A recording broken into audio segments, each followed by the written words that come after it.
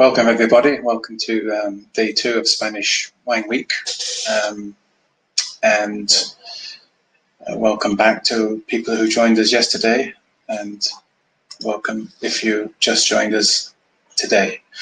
So first up, we've got a session all about well, 2 competitions that we organise that are consulted by the trade, especially for considering contacting new producers, little known producers, small production and medium-sized sparkling wine producers from around the world. So I'm going to start with those, just see who's coming in now. It's Jessica's in Barcelona, got Robin from Las Vegas, I believe it is, Gertrude from Belgium. So do say hello. We have the chat on the right of your screen. And there you can say hello, where you're from, what the weather's like, whatever you like, which sparkling wine you might be drinking at the moment. And of course, more importantly, it's a place you can put questions and comments during this session. So let's begin with the title behind me, 50 Great Sparkling Wines of the World. This is a competition. Well, in fact, let me just say, first of all, that in terms of competitions for sparkling wines, there aren't that many specifically for sparkling wines. 3 come to mind. One is, of course, the longest running competition, which is called Effervescence du Monde. Of course, it's a French based competition, and indeed, most of the entries are from France, as you might expect. You also have another one called the Champagne and Sparkling Wine World Championships. This is a more recent sparkling wine competition, and this is run from London, I believe. So you've got Tom Stevenson, I think, is the mastermind behind that. And there's a Brazilian sparkling contest. I don't know too much about that one, but it does come up as one of the major ones on in the world. And of course, there's 50 Great Sparkling Wines of the World competition, which is the one we have been running for the past, I don't know, 9 years, I think it is now. This year will be the 9th edition. So let's go into the slides. And so 50 Great Sparkling Wines of the World is that. It's just that.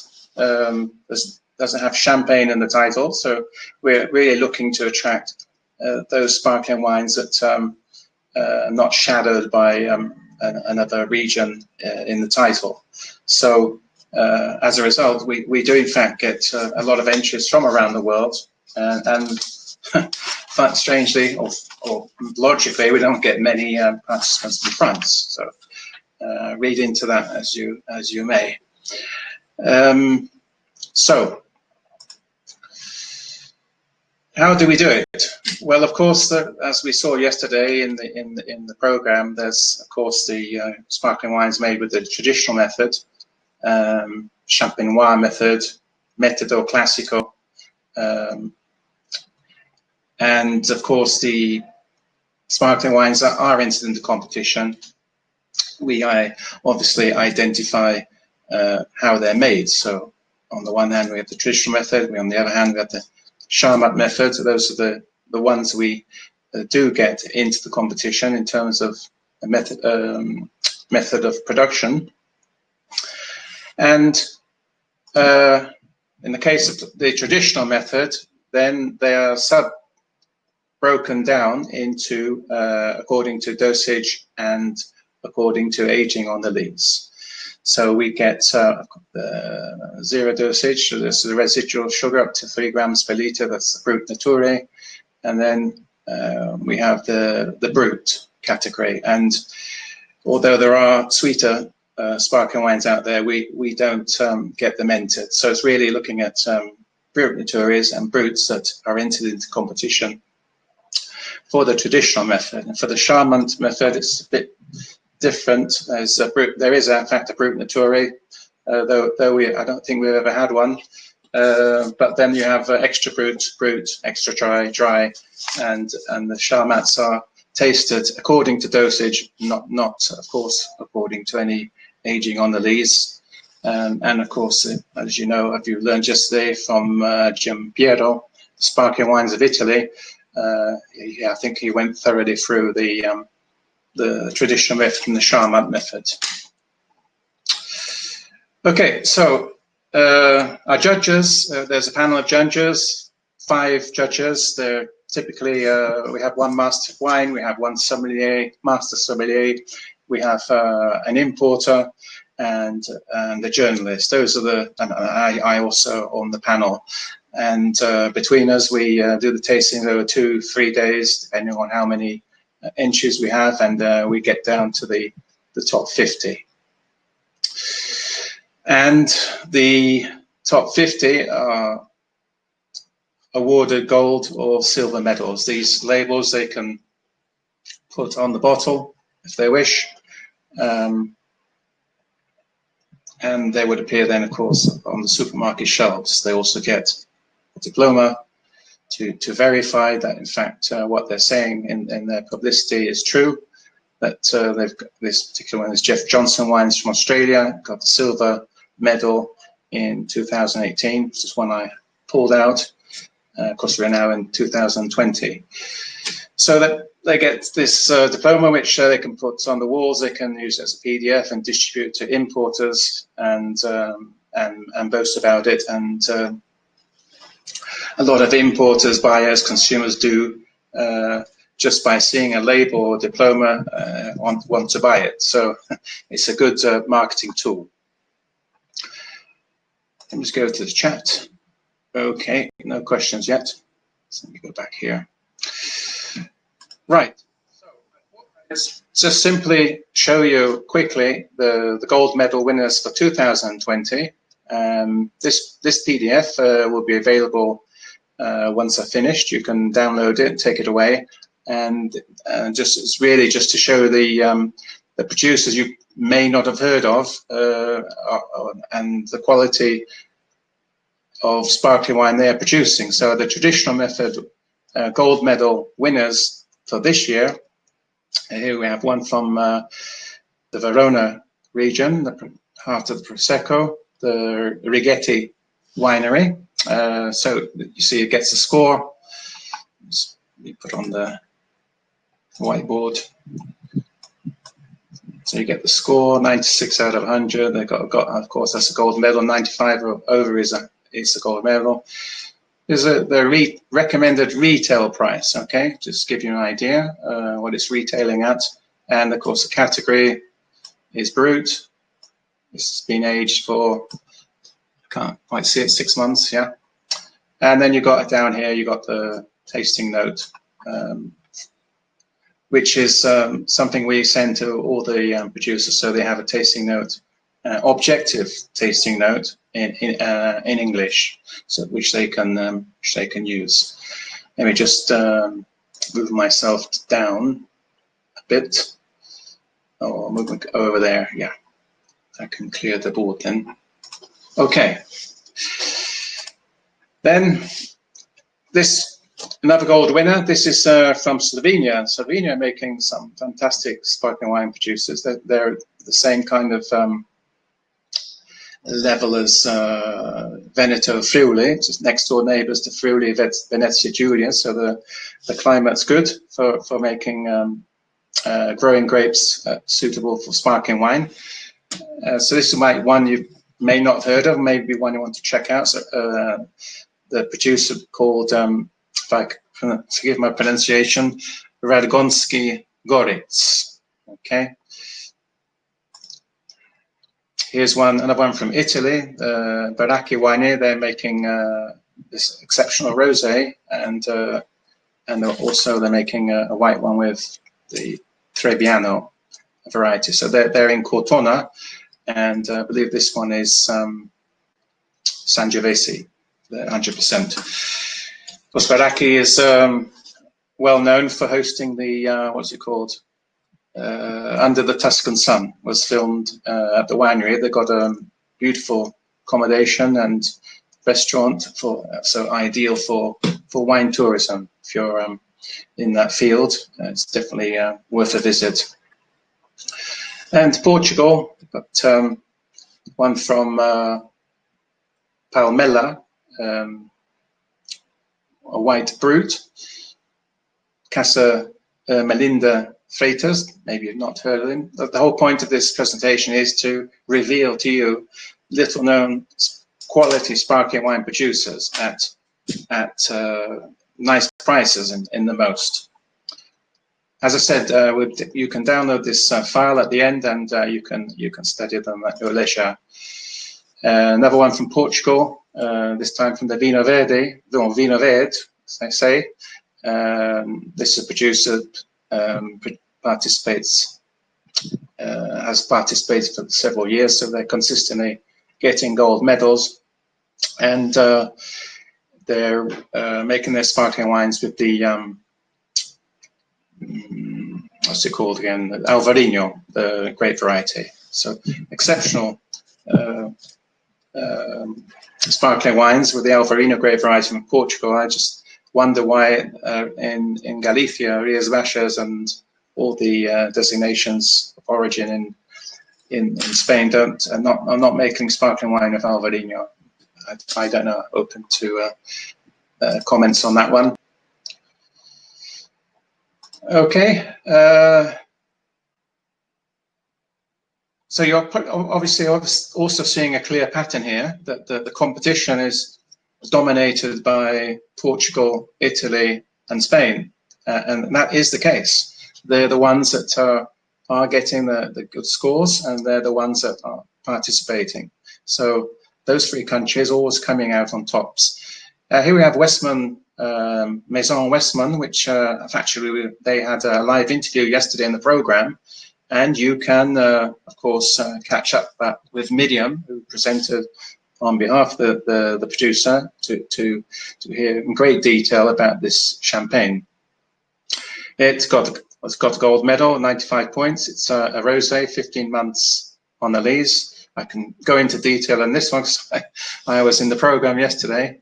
And unlike many champagnes, it's not been, no red wine has been added. So the maceration on the skins of the Pinot Noir, 55% Pinot Noir.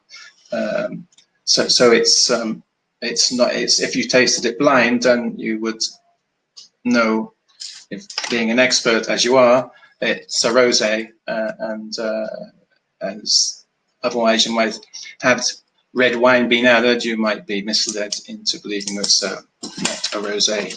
Okay, so that's a gold medal winner from Champagne. Back to Portugal, this time from the Beirada region, another fantastic sparkling wine that you can contact these producers. If you contact us on info@winepleasures.com, we'll be delighted to send you the contact person so that you can get in touch with these producers.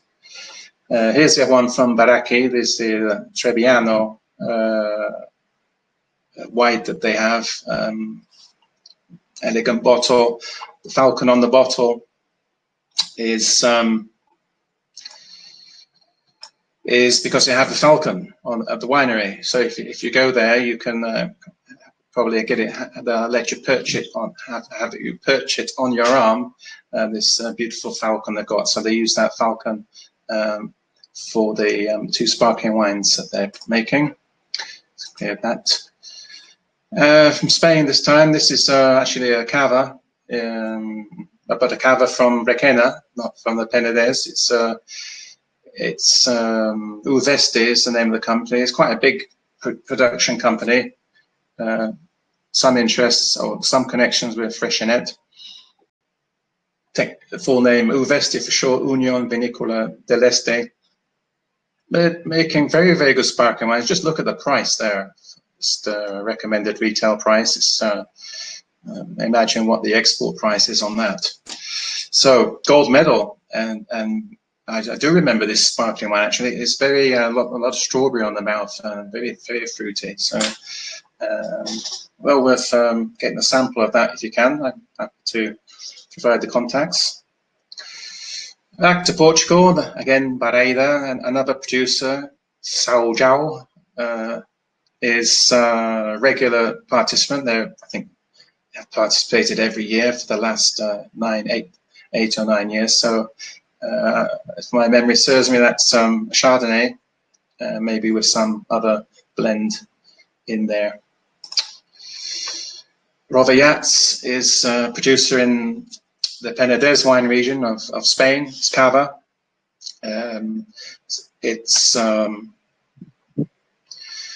It's well, according to us, it's their best Cava because it's the one that scored the highest in the ones they've submitted. They always participate every year, both in 50 grade Cavas, which is the other one I'm going to talk about in a moment, and 50 grade sparkling wines as well. So they're consistently getting good scores, gold or silver every time. They never fail.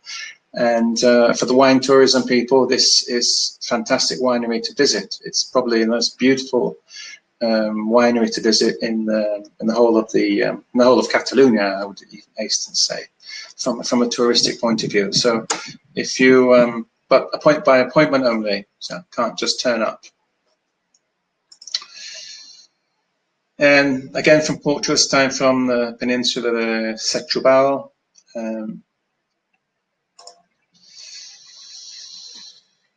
Right, I think this is now Charmat method. Yeah, this is Charmat. So this is, as you might expect, Italian, Montavera, Piedmonte, working with the Charmat method.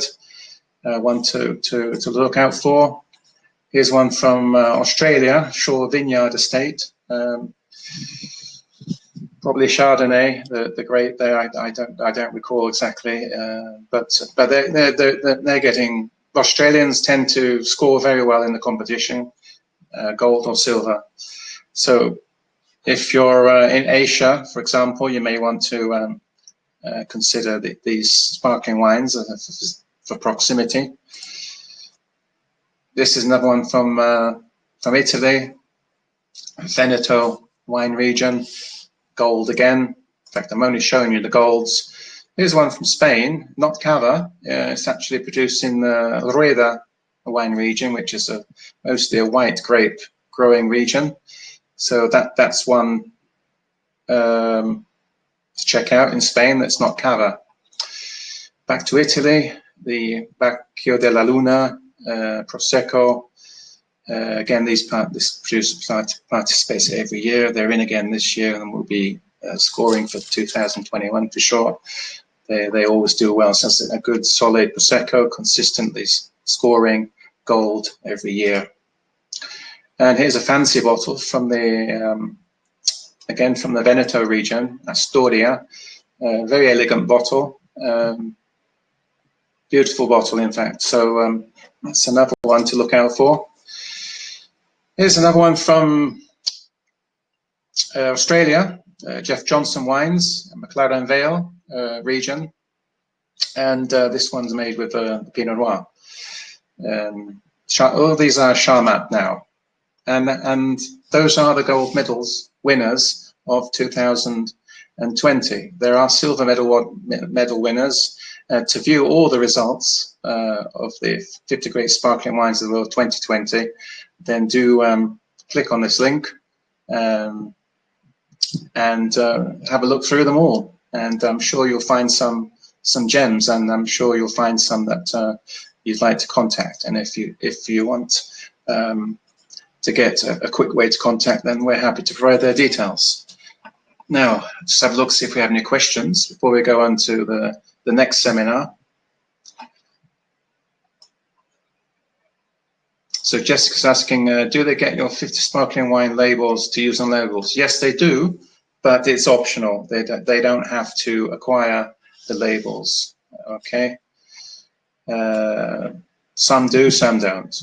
The ones that don't, the reason tends to be that the machinery is not able to handle it, so they end up having to put them on by hand, and having several thousand bottles, it becomes quite laborious. Okay, so no other questions there, I can see. Shall we move on to the next session, next seminar, which is so let's give you the handout now on the sparkling wines. We'll put that up so you can download it. And I'll just take this off here. File has just been made available. If you have a look, the red button on your right. And we're going to go into 50 grade Cavas.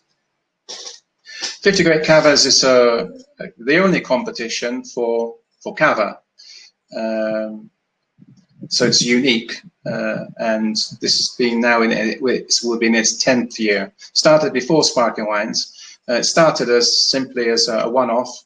We got some interns, and we had to give them something to do, and so we just Googled the best Cava. As we're in the Cava region ourselves, physically, we decided to just Google around, and there was nothing coming up for Cava. 10 best buys, all these kind of combinations.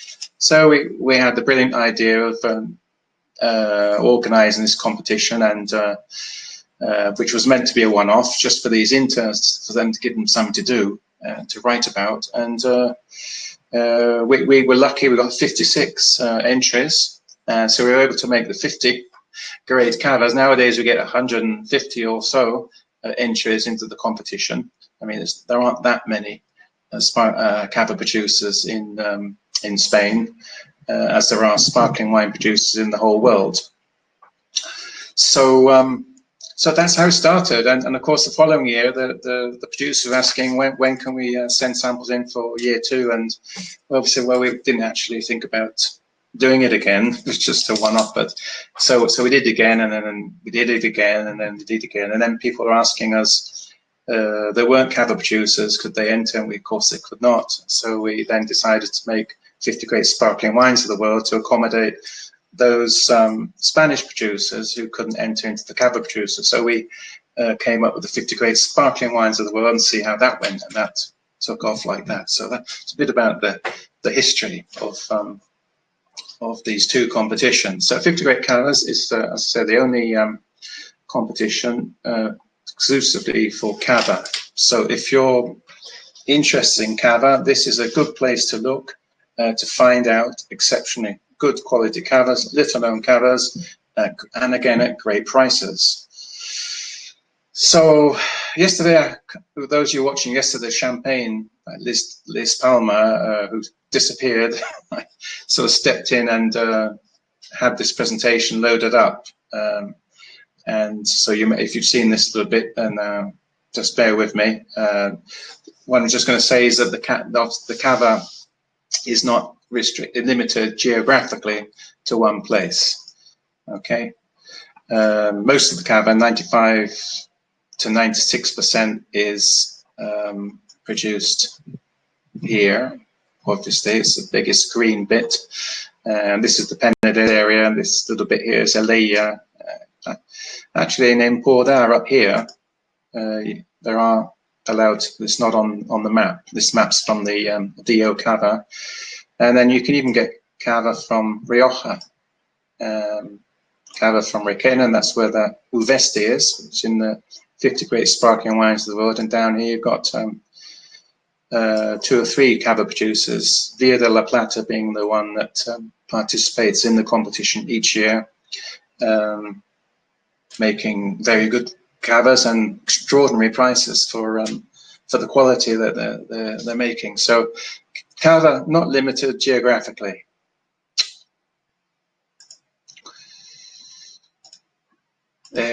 Cava, so we have traditional Cava, which is a minimum of 9 months to, I suppose, 14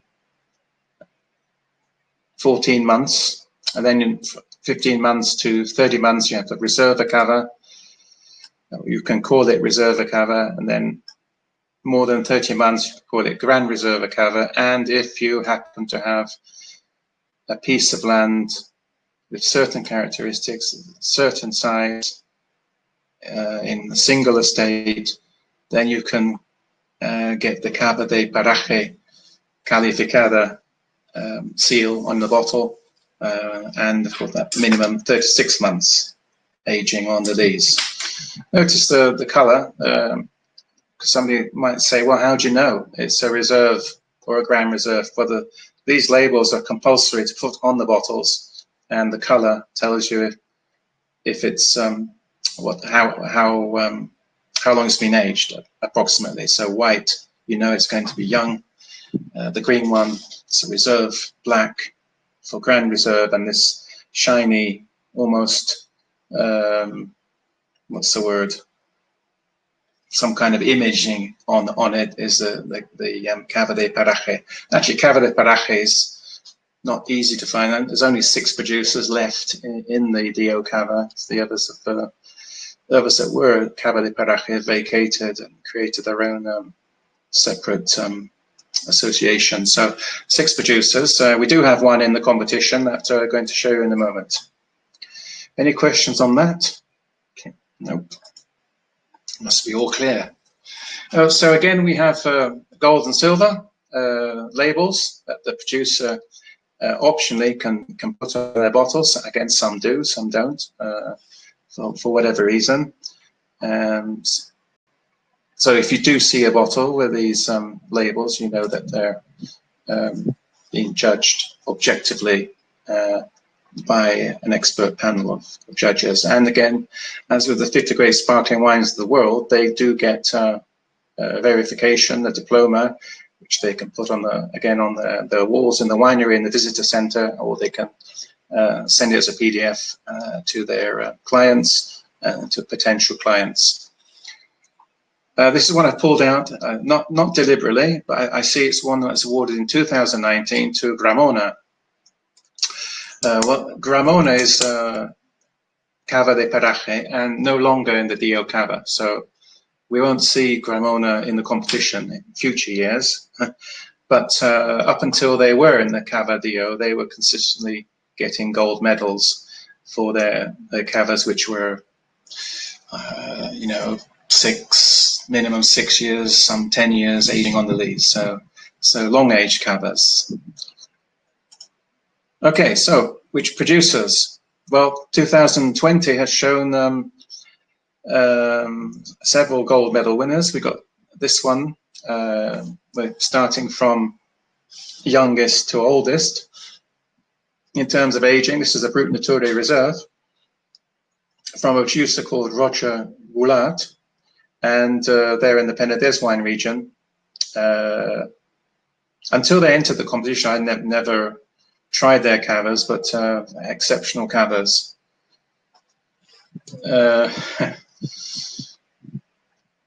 I'll come to that question in a moment about how come they're not in the DO anymore. Now, here's a producer for sure you've never heard of, Gianni Santacana, also known as Baldus. They're in the Penedès, just outside of Vilafranca, and really making exceptional Cavas, and just not heard of. I don't even think they're exporting. No, they're not exporting. They did something with Japan, which is, you know, obviously a good market for Cava. But at the moment, that, you know, if you approach them, I think you're going to get taste the Cavas, of course, first. Arrange to get some samples. But you know, I actually buy this Cava. Just say how good it is. Just, if I have to buy a Cava, I buy this one because I've got it. It's quite close to my house anyway. So very, very nice people.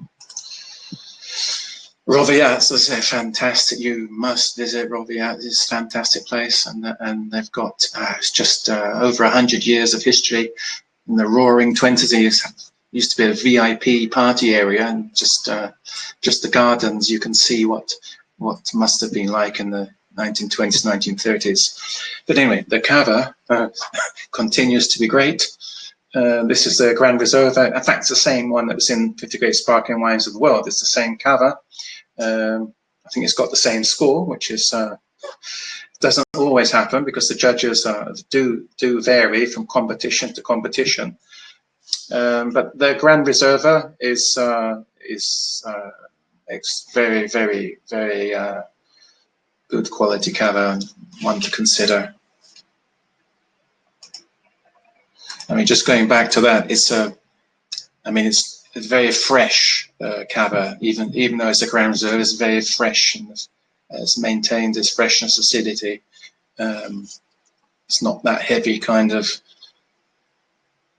Cava that, you know, it's 2 glasses, difficult to drink anymore, but they probably drink the whole bottle, like a couple of with a friend.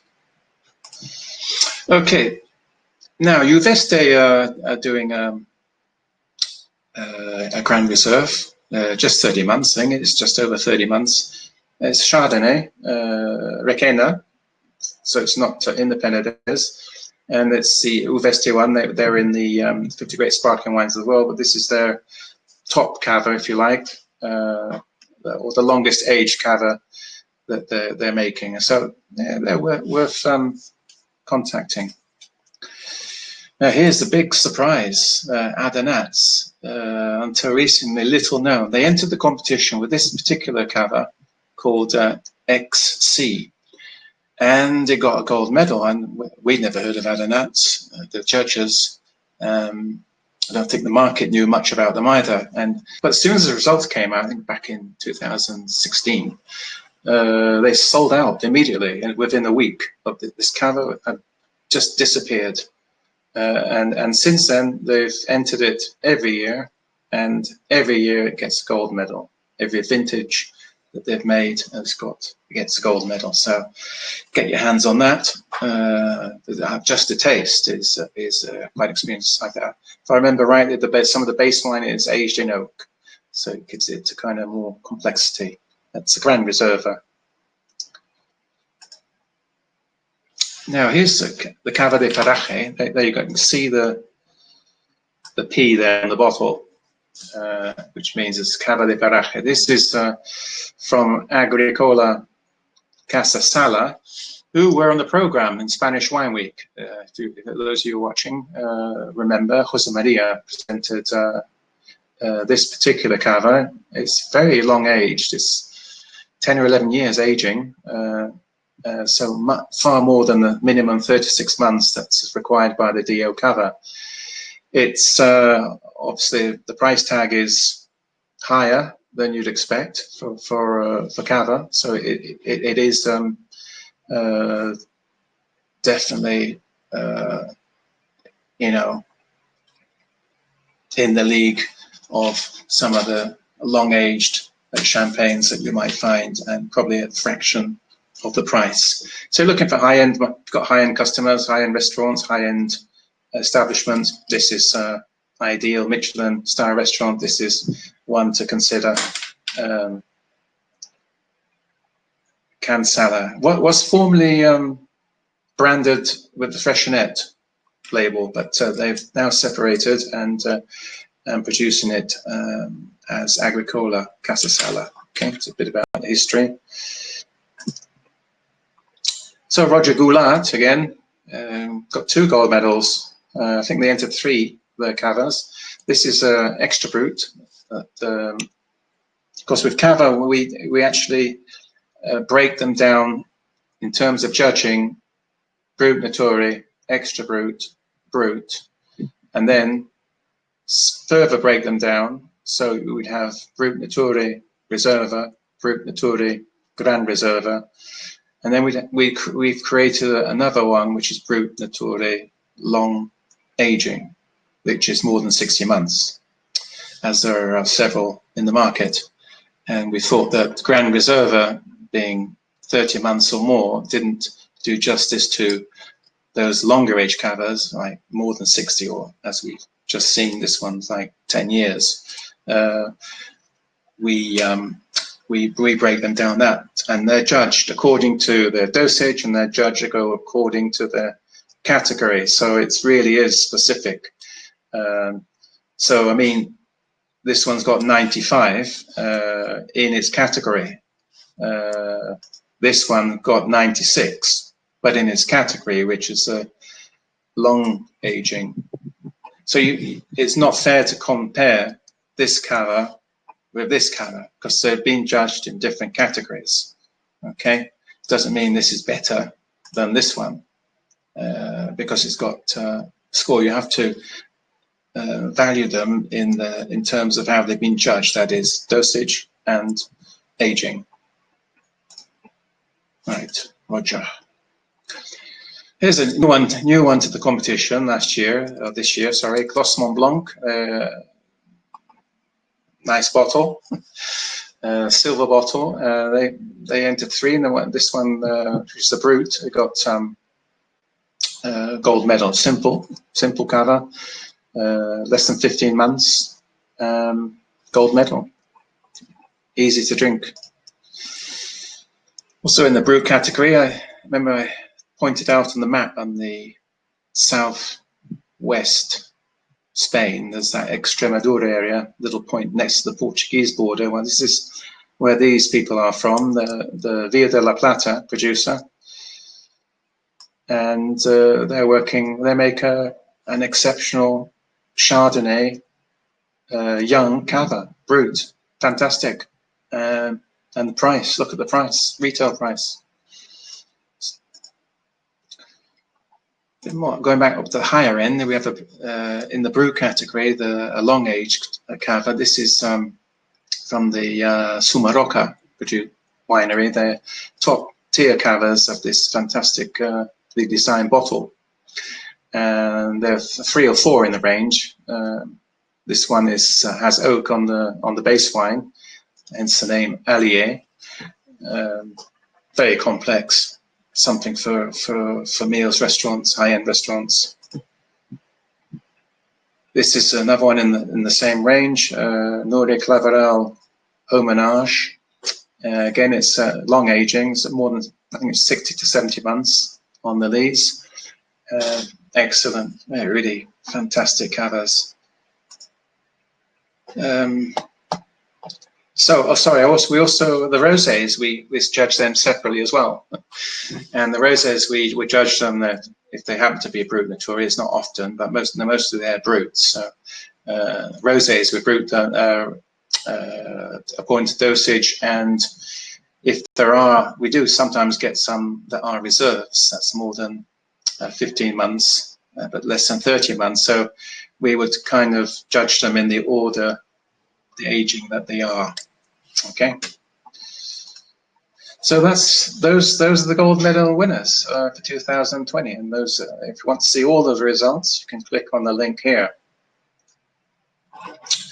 and we're just going to put that up for you to download, to take away, and the files. There we are. We're sharing now.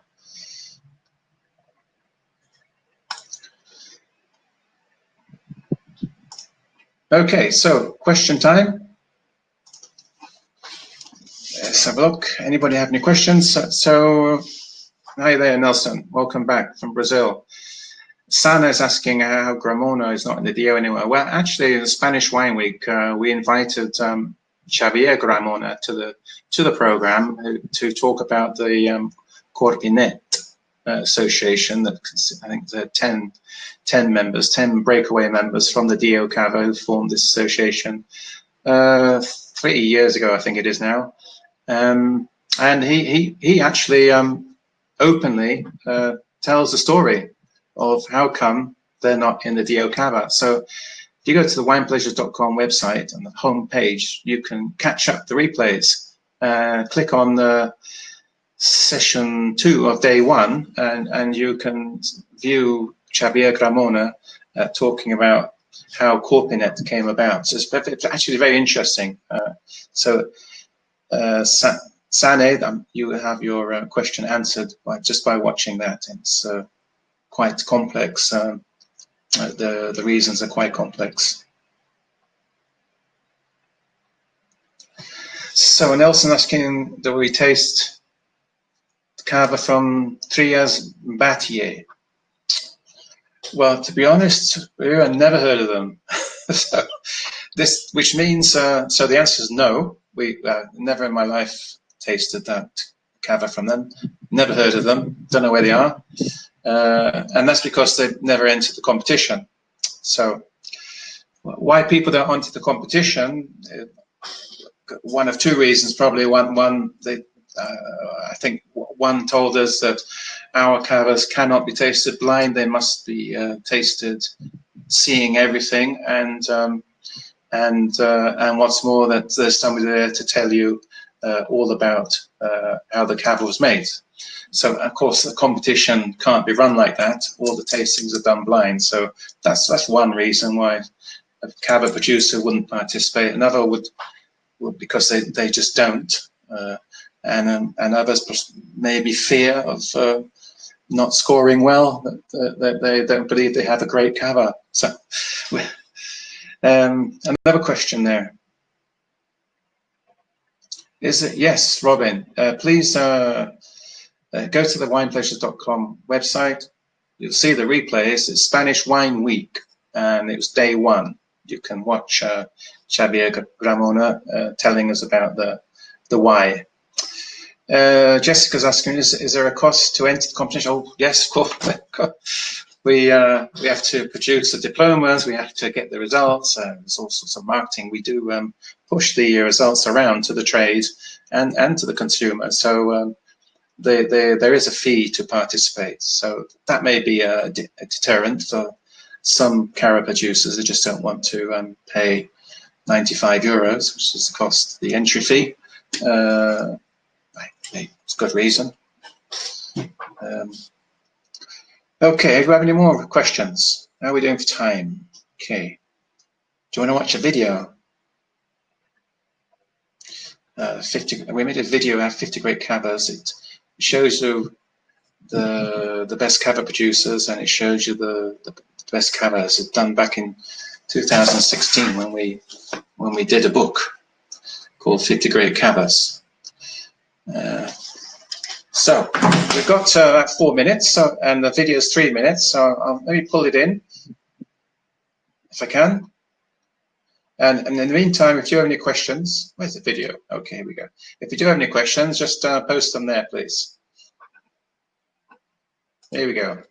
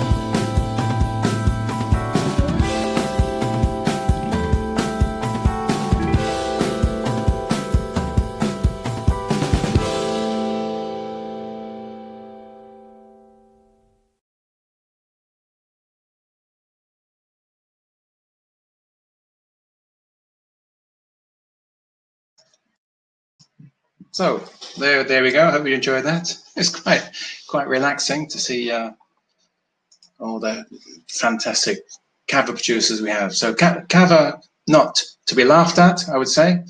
It's not a joke. Cava is really good, and there are great Cavas, and that's why we've got the competition. And there's one producer said to some journalists that we took around some years back. He said that Cava is an affordable luxury for every day. It's okay. So there we go. Just checking. We have any? Do we have to plan a live interview with Brazilian producers? Oh God, we wish. We wish we knew some. So if you a Brazilian wine day would be nice, but we don't. We simply don't have. Never had contacts with any Brazilian producers, and never had any participate in the sparkling wine competition. I know there are some fantastic sparkling wines coming from Brazil, but we've not had them entered the competition. At best, we've had Argentina, Chile. They have been participating, but not never from Brazil. So do recommend them to participate. They will be famous. They were the first ones to participate. Okay, so that's time's up. We've got live interviews coming up with a couple of producers. One from Spain is making not making Cava, but making sparkling wine. And then we have a second producer from Piemonte. So it's coming up at 3 o'clock our time, local time, Spain time, Italy time. And so we just put up the link to the next room.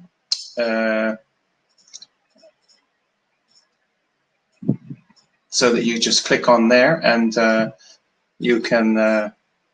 I'm not actually doing it myself, you see. I'm waiting for somebody to do it. There we go. There you go. Just click on there. You can get into the next webinar room, ready for the next session, live interviews. The couple of fantastic producers, and I think well worth watching to see what they're doing. So we'll see you in a jiffy. See you in at 3 o'clock. 10 minutes time for now. Bye for now. Bye bye.